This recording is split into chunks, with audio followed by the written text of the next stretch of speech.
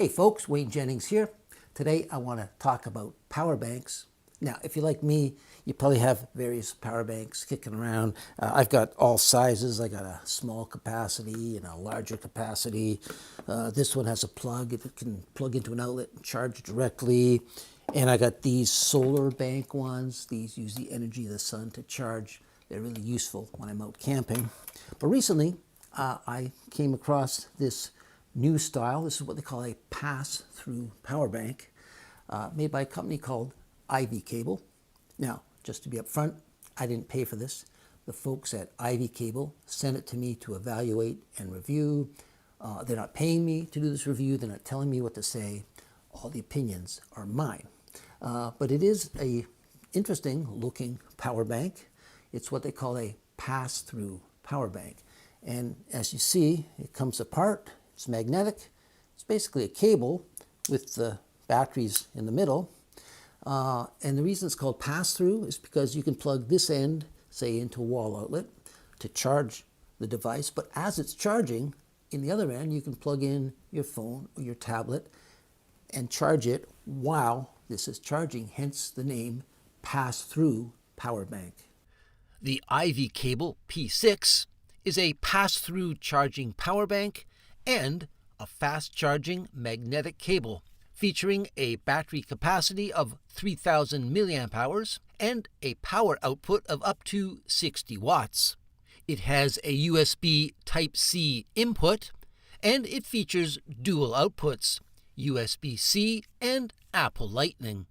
It weighs in at 115 grams, that's just 4 ounces, and it has a cable length of 82 centimeters, that's 32 inches. So as I mentioned before, this little power bank cable is held together with magnets. It all comes apart, but easily snaps back together again.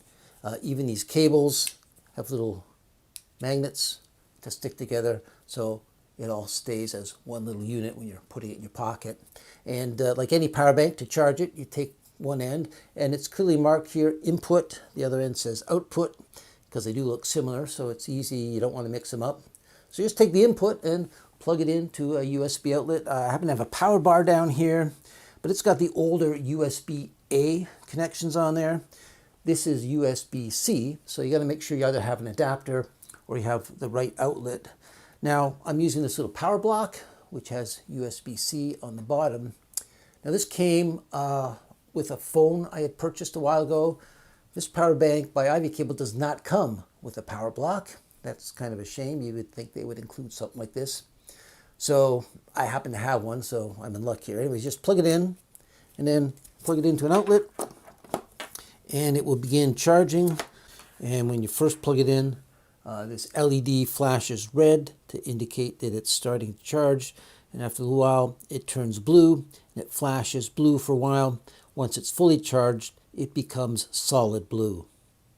Now, while the power bank is charging, I can actually take the output end and plug it into a device and charge it as well. This cable happens to have a USB-C connection. It also has a little adapter on the end for Apple Lightning, which is perfect because my older iPhone 12 uses the Apple Lightning connection. So just plug that in. Now my phone is charging at the same time the power bank is charging. And just a note on the battery capacity in this power bank, it's rated at 3,000 milliamp hours, which is it's not huge as far as power banks go, but it's half decent. For instance, if you have an action camera and you want to charge the batteries in that, most action cameras, they range from about 1,000 to 1,500 milliamp hours. That means you get 2 to 3 charges. Now, when it comes to charging your phone, most new phones that make these days have pretty bigger batteries than they used to. We're talking anywhere from 3,500 to 4,500 milliamp hours, which means this power bank cable will only charge your phone once, and maybe not even that, maybe only take it up to 85%, because it is only 3,000 milliamp hours. But the other cool thing is this claims to have a 60 watt throughput, meaning when it's plugged in and you plug it into something, you're going to get that high wattage going through. And of course, the higher the wattage, the quicker the charge. Now, most phones require between 10 and 18 watts. Something like a laptop would be a lot higher, 50 to 100 watts, and a tablet maybe in between there, 30 watts. So you're getting that throughput power on here when it's plugged in to an outlet. And of course, when it's all charged, you just unplug it, and these little magnets keep everything together. So you're all good to take it and head out on your next adventure.